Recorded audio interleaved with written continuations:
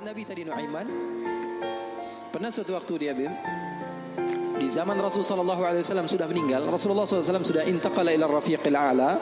Bahasa meninggal sepertinya kurang pas buat Rasulullah SAW. Rasulullah SAW berpindah kepada alam yang lain. Datang Rasulullah SAW di zaman Sayyidina Uthman bin Affan. Nuaiman duduk di depan masjid Rasulullah SAW. Rasulullah sudah nggak ada. Nuaiman sumpek. Biasanya Rasulullah SAW dimainin sama dia. Ini duduk di masjidnya Rasulullah SAW. Nggak ada kerjaan dia. Dia ambil batu, dia lempar, ngeliatin orang yang bolak balik sana. Kalau kata orang Malaysia, pusing sana, pusing sini, balik sana, balik sini. Nuaiman melihat ada orang yang buta, orang yang nggak bisa melihat, pegang tongkat. Jalan, dia pusing sana, pusing sini, balik sana, balik sini. Nuaiman, saya lagi sumpek, ini orang bikin tambah sumpek. Dipanggil sama Nuaiman, hei buta, kemari kamu. Ini Nuaiman gak bisa ngelihat orang kecuali dikerjain. Itu Nuaiman, gak bisa ngelihat orang kecuali kerjain. Tapi dia dicintai oleh Allah. Susah kan, kalau Allah udah cinta. Makanya cari cinta Allah, bukan cari surganya Allah. Cari ridha Allah, jangan cari surganya Allah.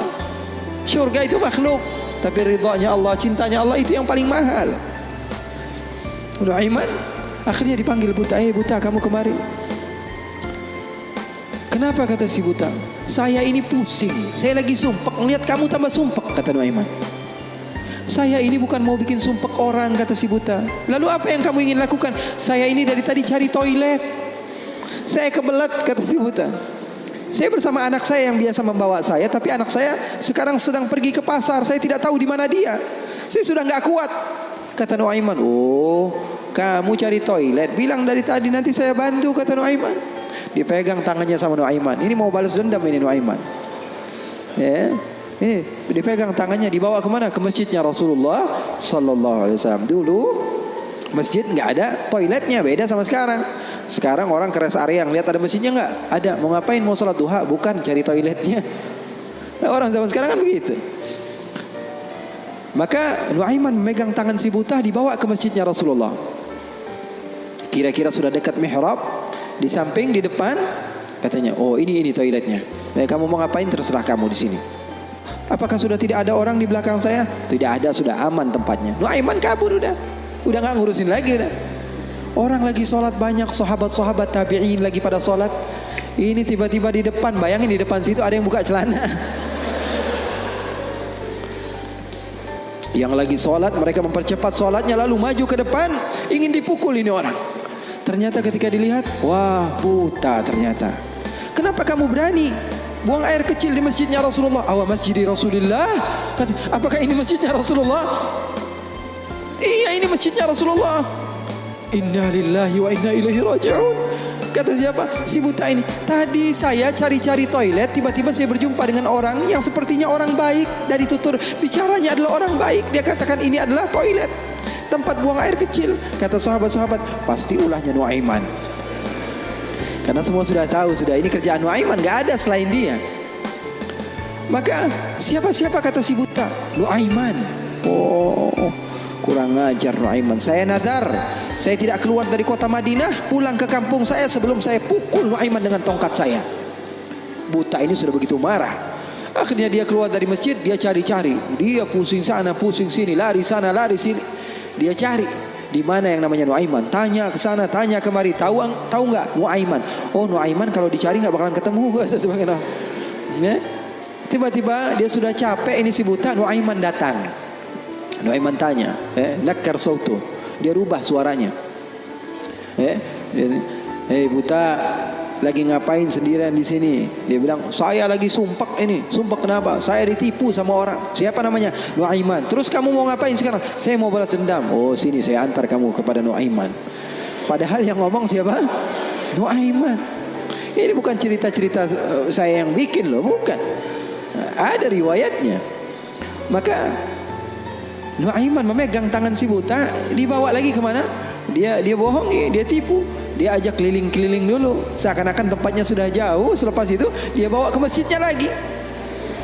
Dibawa lagi ke masjidnya Rasulullah SAW. didekatkan kepada mihrab. Ketika itu Khalifatul Rasulullah Sayyiduna Uthman bin Affan Amirul Mukminin sedang salat. Sayyidina Uthman, jangan kalian tanya khusyuknya di dalam salat. Bahkan beliau terbunuh ketika sedang membaca Al-Quran, zikir kepada Allah Subhanahu wa taala. Dibawa oleh Nuaiman si buta dengan tongkatnya, disuruh pegang-pegang di mihrab. Ada orang enggak? Ada. Itu tuh Nuaiman itu, dia pura-pura soleh, itu dia habis nipu kamu, dia pura-pura salat katanya. Oh, ini Nuaiman. Iya. Akhirnya Nuaiman pergi. Nuaimannya pergi. Buta ambil apa? Tongkatnya, dia pukul Sayyidina Uthman bin Affan. Sekencang-kencangnya dari belakang orang-orang, para sahabat, para tabi'in, mereka teriak, "Qutila Amirul Mukminin." Ada musuh yang mau bunuh Amirul Mukminin. Semua menyerbu, ternyata dia lagi. Baru sekitar setengah jam yang lalu dia buang air kecil di sini. Sekarang sudah pukul Sayyidina Uthman bin Affan. Akhirnya semua orang bingung. Dia bilang, "Kenapa kamu pukul Amirul Mukminin?" Katanya gemeter dia. "Saya pukul tadi barusan Amirul Mukminin. Saya ditipu sama orang. Orang bilang itu adalah Nuaiman." Kata si buta, "Demi Allah, semenjak sekarang saya tidak akan pernah percaya lagi sama manusia." Jadi hal-hal yang seperti itu ada.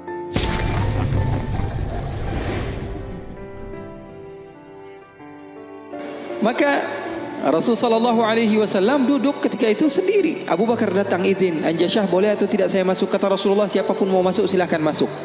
Masuk Sayyidina Abu Bakar. Sayyidina Abu Bakar ini enggak kuat. 1 jam saja pisah dari Rasulullah, dia pasti kacau hidupnya. Datang ke Rasul sallallahu alaihi wasallam, duduk. Sayyidina Abu Bakar orangnya begitu, enggak berani. Ini paham bahasa Indonesia enggak nih? Paham ya? Saya kira karena sebagian orang, saya pernah ceramah di satu tempat di Banten, di pedalaman dusun. Saya ngomong bahasa Indonesia, saya kira paham semua orang. Pas selesai kajian sekitar 1,5 jam saya ngomong, tahu-taunya nggak ada yang paham bahasa Indonesia. Rasanya pengen apa itu? Paham bahasa Indonesia, paham ya? Paham. Maka Sayyidina Abu Bakar masuk ke rumah Rasul, ke tempat Rasul sallallahu alaihi wasallam. Ketika itu sedang duduk, Rasulullah diam. Sayyidina Abu Bakar orangnya ini nggak berani memulai omongan, berbeda dengan sahabat yang lain. Melihat Rasulullah, dia diam saja. Beliau ini di antara syimahnya, di antara apa? Syama'ilnya, di antara sifat Sayyidina Abu Bakar yang disebutkan perawi bahwa Sayyidina Abu Bakar ini kalau Rasulullah tersenyum, dia tersenyum. Kalau Rasulullah nangis, dia nangis. Kalau Rasulullah bahagia, dia bahagia. Pokoknya yang ada di dalam otaknya Rasulullah saja. Buktinya di dalam hijrah, Nabi Muhammad SAW bertanya kepada Sayyidina Abu Bakar, "Ada air atau tidak?" Rasulullah perjalanan beberapa hari. "Ada air atau tidak?" Sayyidina Abu Bakar bergegas mencari air. Dapat sedikit, diberikan kepada Rasulullah SAW. Rasulullah minum. Lalu beliau mengatakan, "Fasyariban nabiyyu wartawaitu ana." Katanya Rasulullah yang minum, tapi yang lepas dahaga saya. Sallu ala nabi. Itu yang namanya cinta. Yang minum Rasulullah, tapi yang lepas dahaga siapa? Sayyidina Abu Bakar As-Siddiq. Maka Sayyidina Abu Bakar duduk diam. Rasulullah enggak ngomong, dia enggak ngomong. Al-Abdul Aswad tadi, Anjasyah, hamba sahaya Rasulullah SAW, melihatin aja. Rasulullahnya diam, Abu Bakarnya diam. Enggak ada suara sama sekali. Sering saya juga begitu kalau sama santri-santri, murid-murid begitu. Sayanya diam, murid saya diam. Saya megang handphone, dia megang handphone. Rasulullah SAW diam, Sayyidina Abu Bakar diam. Sayyidina Umar datang, "Assalamualaikum ya Rasulullah." Waalaikumsalam. Kata Rasulullah SAW, masuk duduk Sayyidina Umar. Sayyidina Umar ini orangnya nggak bisa diam. Beda sama Sayyidina Abu Bakar As-Siddiq. Duduk sebentar, 5 menit, Rasulullah diam, Abu Bakar diam. 10 menit, 15 menit masih diam. Lalu Sayyidina Umar memberanikan untuk membuka pembicaraan. Dia katakan, "Ya Rasulullah." "Iya ya Umar, saya mau tanya ya Rasulullah, mau cerita, mau curhat ya Rasulullah." "Silahkan wahai Umar." "Saya punya istri di rumah ya Rasulullah." Ceritanya istri. Udah dikasih uang belanja masih kurang aja. Sudah dicukupi keperluannya masih saja marah-marah. Nah, itu orang yang udah punya istri ya, nggak punya istri kesian deh lo. Jangan senyum-senyum ya, semuanya yang ngerasa. Sayyidina Umar bin Khattab, dia mengatakan apa? "Ya Rasulullah, saya punya istri di rumah ya Rasulullah. Sudah saya kasih uang masih kekurangan saja ya Rasulullah. Sudah saya cukupi keperluannya masih saja ya Rasulullah." Cerita panjang lebar tentang istrinya kepada Rasulullah SAW. Serius ini Sayyidina Umar. Rasulullah, ketika mendengar Sayyidina Umar mengatakan hal yang sedemikian rupa, Rasulullah tertawa. Rasulullah tertawa. Yang tadinya Rasulullah SAW sedang bersedih, sedang sumpah, sedang boring, Rasulullah SAW tertawa. Sayyidina Abu Bakar tertawa juga. Sayyidina Abu Bakar tertawa, Rasulullah tertawa. Sayyidina Umar bingung, saya lagi cerita sedih kok malah ketawa semua. Ya Abu Bakar, kalau kamu tertawa saya tahu karena Rasulullah tertawa. Rasulullah tidak tertawa kecuali engkau tertawa. Lalu engkau ya Rasulullah, kenapa kok tertawa ya Rasul? Kata Rasulullah apa? Saya ini dari tadi menyendiri di sini gara-gara sumpek. Kenapa? Wahai Umar, sama seperti kalian. Sebabnya siapa? Dua anak kalian, kata Rasulullah SAW. Faham atau tidak? Sayyidina Umar cerita panjang lebar tentang istrinya. Kata Rasulullah SAW, saya juga datang ke sini menyendiri, lari dari rumah. Karena apa? Karena ulah anak dua kalian. Karena Rasulullah SAW memiliki istri Sayyidatuna Aisyah dan Sayyidatuna Hafsah, putri Sayyidina Umar. Jadi begitu. Yang namanya suami sekelas Rasulullah SAW saja digituin, apalagi ente. apalagi kita sekelas Rasulullah SAW saja mendapatkan cobaan dari Allah Subhanahu Wa Taala begitu. Ini sebagian sahabat akhwat bilang sama saya, Habib, saya ini gak bakalan bisa jadi hamba yang solehah. Kenapa? Saya dulu sering ikut kajian Habib, tapi setelah saya menikah, saya dikekang oleh suami saya Habib. Susah mau ngapa-ngapain. Dia sholatnya malas, ibadahnya malas, zikirnya malas. Kalau saya gak jadi solehah, yang tanggung jawab kan suami saya Habib ya. Saya berkatakan kepadanya, itu kejadian benar. Iya betul ya Habib, dia bilang. Suami saya itu tidak mendidik ya Habib. Bagaimana? Saya bilang, ada seseorang yang mulia yang solehah bernama Siti Asia. Tahu Siti Asia? Tahu Siti Asia? Itu mulia dan dimuliakan Al-Quran, dimuliakan Rasulullah. Bahkan beliau termasuk wanita terbaik menurut agama Islam. Kamu tahu siapa suaminya? Fir'aun. Saya bilang, suami kamu gak Fir'aun amat. Betul atau tidak? Suami kamu gak Fir'aun amat. Kamu masih bisa untuk menjadi orang yang seperti Siti Asia. Jadi intinya apa? Intinya dalam kekeluargaan itu kita saling melengkapi. Pasti bakalan ada musibah, pasti bakalan ada cobaan. Nabi Muhammad SAW saja dalam riwayat bersama Sayyidatuna Aisyah, Sayyidatuna Aisyah pernah cemburu sama Rasulullah SAW. Waktu itu Sayyidatuna Aisyah sedang belajar masak. Setelah masak Siti Aisyah, Rasulullah SAW disiapkan di hadapan Rasulullah beberapa roti gitu ya. Ada maroknya, ada kuahnya. Siti Aisyah sedang masak. Setelah masak, Sayyidatuna Aisyah sedang serius-seriusnya masak ini. Umurnya ketika itu sekitar 14 atau 15 tahun. Baru gede, lagi semangat-semangatnya membahagiakan suaminya. Karena Siti Aisyah, Rasulullah wafat usianya baru 18 tahun. Sementara putri Rasulullah Siti Fatimah usianya berapa? 30 tahun. Masak Sayyidatuna Aisyah. Ketika sedang masak, ada yang mengetuk pintu rumah Rasulullah.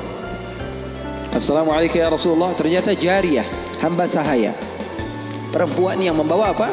Membawa lauk, membawa kuah, yang membawa marok. Kata Rasulullah, siapa di luar? Saya hamba sahayanya Ummu Salamah. Ya, Rasulullah punya istri juga namanya Ummu Salamah. Rasulullah punya istri itu memiliki kelebihan masing-masing. Ummu Salamah itu terkenal pintar masaknya. Jadi bawa lauk untuk Rasulullah SAW yang ketika itu di dalam rumahnya Siti Aisyah yang sedang belajar masak. Ini gimana caranya saya supaya apa? Membahagiakan suami saya. Lagi asik-asik masak, tiba-tiba ada makanan yang enak datang. Kira-kira Rasulullah makan yang mana? Kira-kira Rasulullah makan yang mana? Ini kesukaan Rasulullah, favorit Rasulullah. Datang dari rumah seorang istri Rasulullah. Siti Aisyah yang sedang masak tiba-tiba datang ke tempat hamba sahaya tersebut, mengatakan, ini datang dari mana? Dari Ummu Salamah. Apa yang dibawa? Marok untuk Rasulullah SAW, kuah daripada masakan Ummu Salamah, kesukaan Rasulullah. Wahai Aisyah, apa kata Siti Aisyah? Kamu bawa pulang nggak? Kalau nggak saya pecahin piringnya.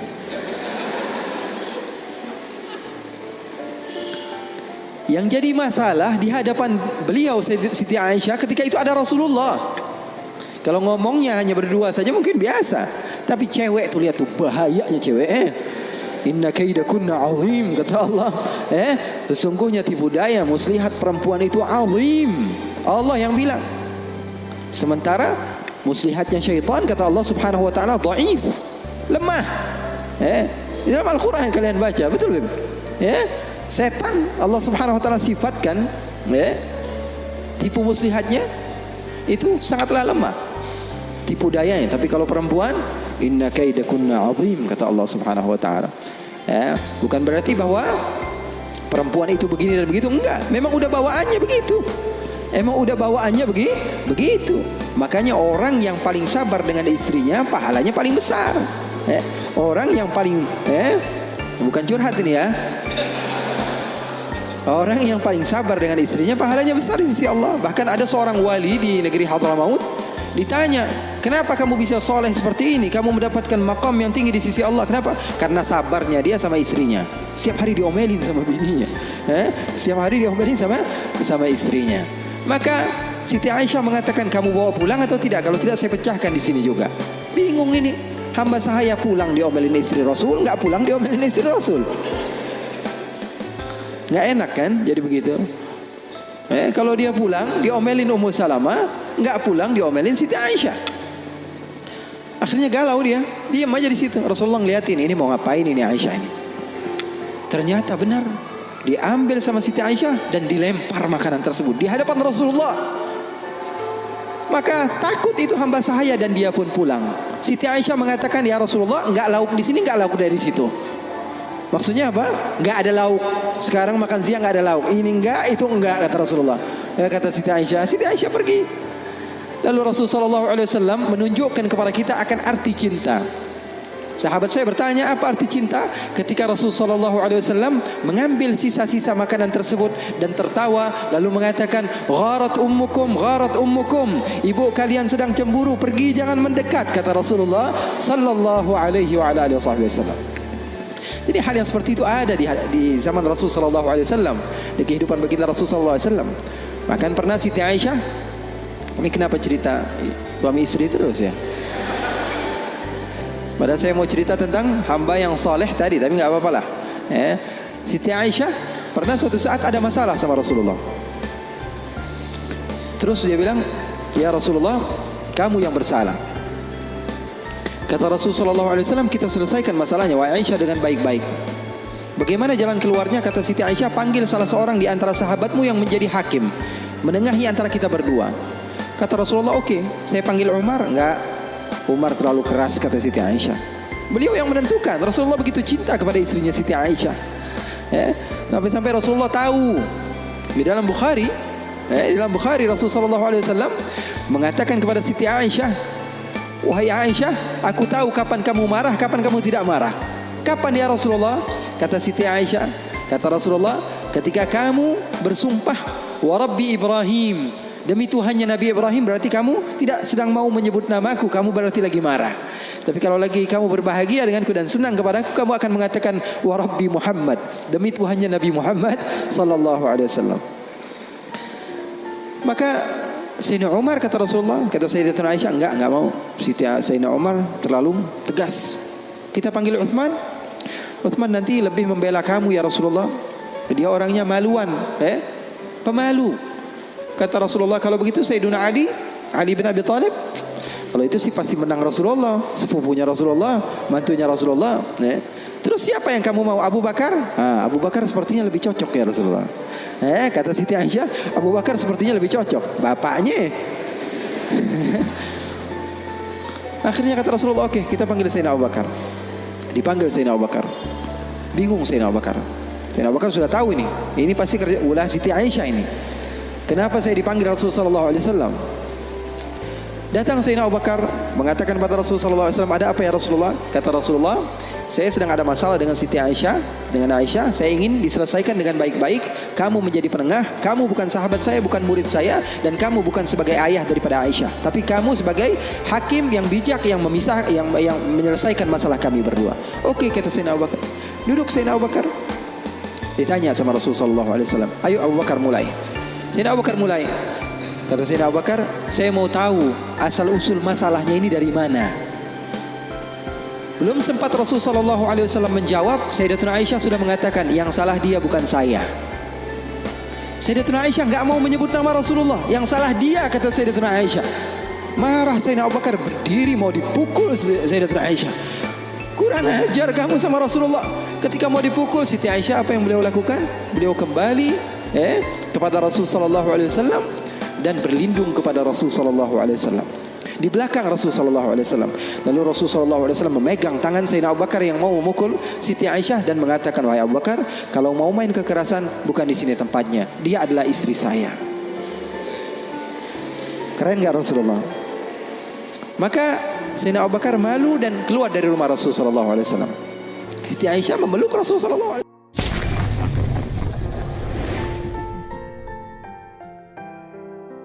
Orang kalau berjumpa dengan Rasulullah sekilas begitu, gugup, gemetaran, gak bisa ngomong. Bahkan katanya sebagian sahabat itu udah dicatat nih mau ngomong apa. Di depan Rasul sallallahu alaihi wasallam gak bisa ngomong. Rasul sallallahu alaihi wasallam kehidupannya seperti kita, tidak ada beda. Jadi jangan kira bahwa sungguhnya kehidupan Rasul sallallahu alaihi wasallam ketika itu hanya khusyuk dalam ibadah saja. Tidak, Rasul sallallahu alaihi wasallam hidup dengan kesenangan, hidup dengan canda, tawa. Rasul sallallahu alaihi wasallam didatangi seorang perempuan bawa air. "Ya Rasulullah, tolong doakan suami saya sedang sakit ya Rasulullah." Kata Rasulullah, "Siapa suami kamu?" "Suami saya Jabir bin Abdullah." "Oh, yang matanya ada hitamnya ya?" kata Rasulullah. Bingung istri, ada hitamnya atau tidak? "Coba," kata Rasulullah, "kamu pulang dulu, kamu lihat ada hitamnya atau tidak." Pulang dia, ditanya sama suaminya, sudah dapat doa dari Rasulullah. Rasulullah tanya, "Mata kamu ada hitamnya atau tidak?" Maka kata Jabir bin Abdullah, dia mengatakan semua mata pasti ada hitamnya. Akhirnya dia pun pulang ke Rasul sallallahu alaihi wasallam dan mengatakan, "Ya Rasulullah, suami saya matanya ada hitamnya." Sehingga Rasul sallallahu alaihi wasallam tersenyum. Kisah-kisah seperti ini sebenarnya banyak sekali, ini menunjukkan kepada kita bahwa kehidupan Rasulullah itu begitu indah. Rasulullah sallallahu alaihi wasallam, kalau kamu mau menjadi orang yang baik, contoh Rasulullah.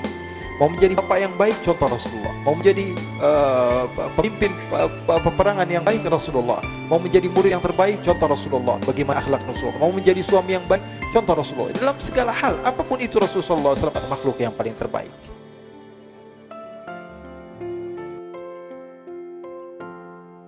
Bahkan Rasulullah SAW tidak malu. Sayyidatuna Aisyah ditanya, "Rasulullah, ini apa sih bedanya? Kok kamu bisa ngobrol sama Rasulullah? Kalau kami ini katanya di luar melihat Rasulullah SAW itu takut." Orang kata Sayyidina Ali bin Abi Thalib yang berjumpa dengan Rasulullah SAW akan ahabah wa idza khalatahu ma'rifatan ahabbah. Orang kalau berjumpa dengan Rasulullah sekilas begitu, gugup, gemetaran, gak bisa ngomong. Bahkan katanya sebagian sahabat itu udah dicatat nih mau ngomong apa. Di depan Rasulullah SAW gak bisa ngomong. Sampai seorang perempuan ketika ditanya kepada Rasulullah, "Alaki hajat? Kamu punya hajat kepada saya?" Dia mengatakan, gak bisa ngomong. Gak bisa ngomong. Kata Rasulullah, "Ya miskinah, aliki bis sakinah." Wahai orang perempuan yang aku kasihan kepadamu, tenang saja. Saya ini tidak ada beda dengan kamu. Saya ini adalah apa? Anak daripada seorang perempuan yang makan dendeng, kata Rasulullah. Dendeng apa dendeng kata namanya? Dendeng. Makan daging, kata Rasulullah. Tidak ada bedanya. Nabi Muhammad SAW kata sahabat, "Wahai Aisyah, kok bisa?" Siti Aisyah kan selalu banyak terkadang masalah-masalah yang diceritakan oleh Siti Aisyah. Bahkan Siti Aisyah pernah menceritakan, "Kami ini pernah punya masalah sama Rasulullah. Saya ini pernah punya masalah sama Rasulullah. Suatu saat saya ngambek sama Rasulullah. Akhirnya Rasulullah mengatakan, 'Wahai Aisyah, kita cari jalan keluar. Gimana caranya supaya kita baikan?' Kata Rasulullah SAW, 'Gimana kalau saya panggil penengah antara kita berdua?' Kata Aisyah, 'Oke, wahai Rasulullah.' Kemudian Rasulullah mengatakan, 'Apakah kamu mau Umar?' Umar nggak mau. Umar orangnya keras. 'Apakah kamu mau Utsman?' Utsman nggak. Utsman ini orangnya terlalu pemalu. Jadi Rasulullah menawarkan, 'Apakah Ali bin Abi Thalib?' Ali bin Abi Thalib sepupu kamu dan menantu kamu ya Rasulullah, pasti dia akan memenangkan kamu. Terus kamu maunya siapa? Abu Bakar As-Siddiq. Nah, Abu Bakar orang yang tepat katanya. Orangnya bijak, padahal bapaknya sendiri.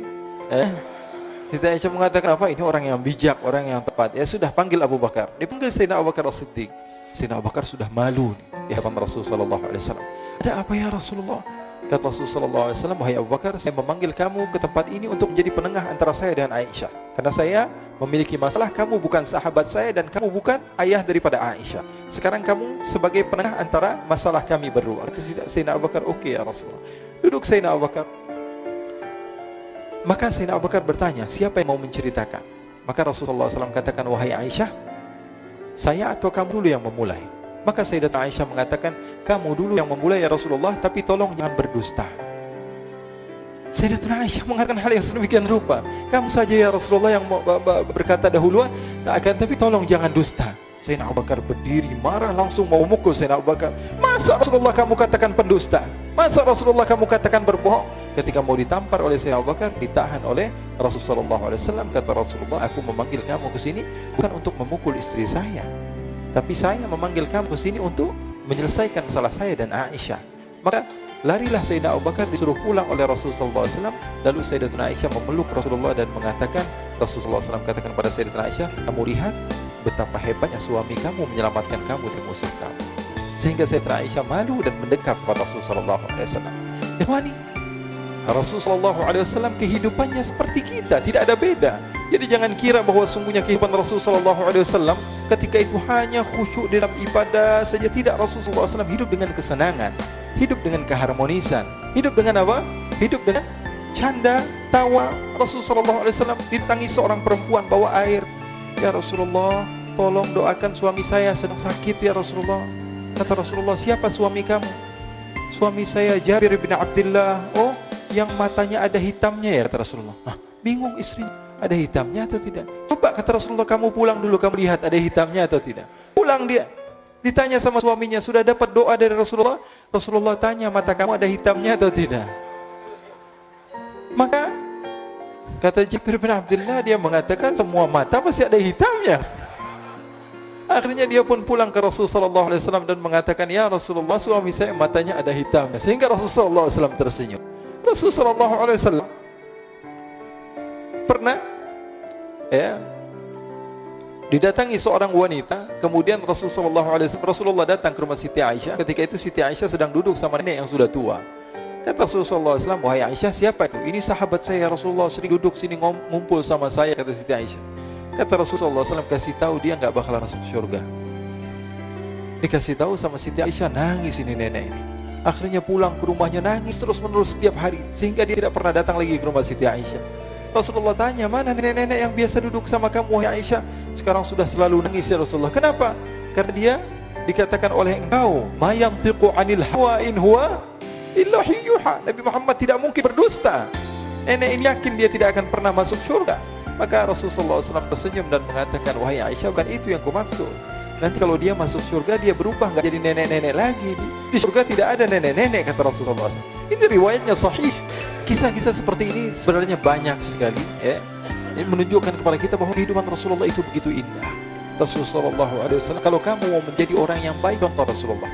Mau menjadi bapak yang baik, contoh Rasulullah. Mau menjadi pemimpin peperangan yang baik, Rasulullah. Mau menjadi murid yang terbaik, contoh Rasulullah. Bagaimana akhlak Rasulullah. Mau menjadi suami yang baik, contoh Rasulullah. Dalam segala hal, apapun itu Rasulullah SAW makhluk yang paling terbaik.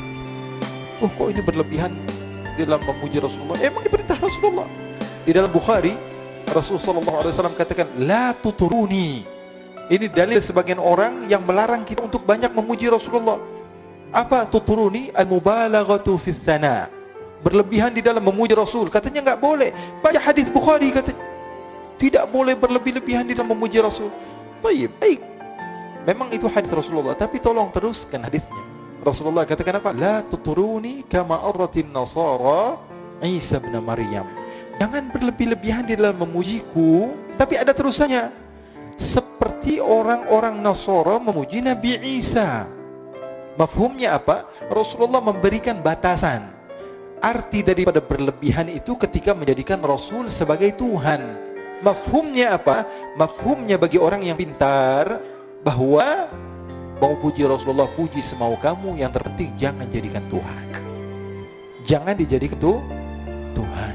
Kalau ada seorang yang mengatakan jalasa Zaidun, Zaid sedang duduk, apa yang kalian pahami? Ada seseorang yang bernama Zaid sedang duduk. Itu pemahaman kita biasa. Tapi orang yang ahli mantiq, orang yang pandai, dia ketika mendengar tulisan jalasa Zaidun atau ucapan Zaid sedang duduk, yang dia pahami apa? Zaid sedang tidak berdiri, Zaid sedang tidak berlari, Zaid sedang tidak bermain bola, Zaid sedang berjalan-jalan, Zaid banyak artinya.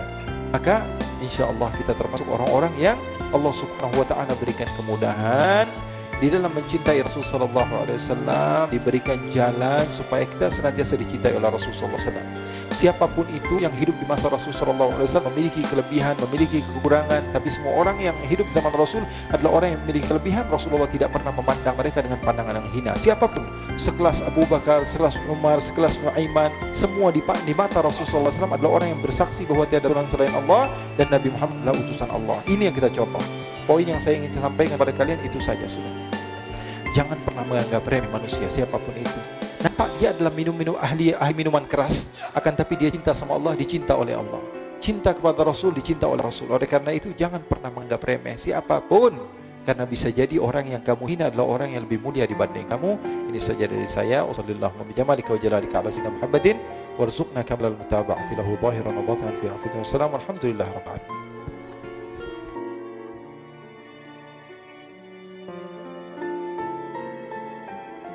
Jadi Rasulullah SAW sangat menganjurkan kepada sahabat-sahabatnya untuk senantiasa memakai wewangian. Bahkan kalau ada orang yang memiliki bau yang tidak bagus masuk ke dalam masjid Rasulullah SAW, Rasulullah katakan la yadkhulu masjidana hadha. Ada bau-bau bawang kata Rasulullah SAW, jangan masuk ke masjid kami. Rasulullah memiliki satu kotak, isinya apa? Sisir. Isinya apa? Isinya sisir. Rasulullah SAW menyisir, isinya siwak, isinya alat-alat kebersihan, senantiasa dibawa oleh baginda Nabi Muhammad SAW. Bahkan di dalam riwayat kalau Sayyiduna Uthman bin Affan datang mengetuk pintu, Assalamualaikum ya Rasulullah. Siapa di luar? Abu Bakar, masuk. Assalamualaikum ya Rasulullah. Siapa di luar? Umar, masuk. Kalau Sayyidina Uthman bin Affan yang masuk, kata Siti Aisyah, Assalamualaikum ya Rasulullah. Siapa di luar? Uthman. Uthman ya Rasulullah, kata Siti Aisyah. Suruh tunggu dulu di depan. Apa yang dilakukan oleh Rasulullah? Rasulullah masuk kamar, Rasulullah ambil sisir, Rasulullah ambil parfum, Rasulullah SAW pakai jubah yang terbaik yang Rasulullah SAW miliki.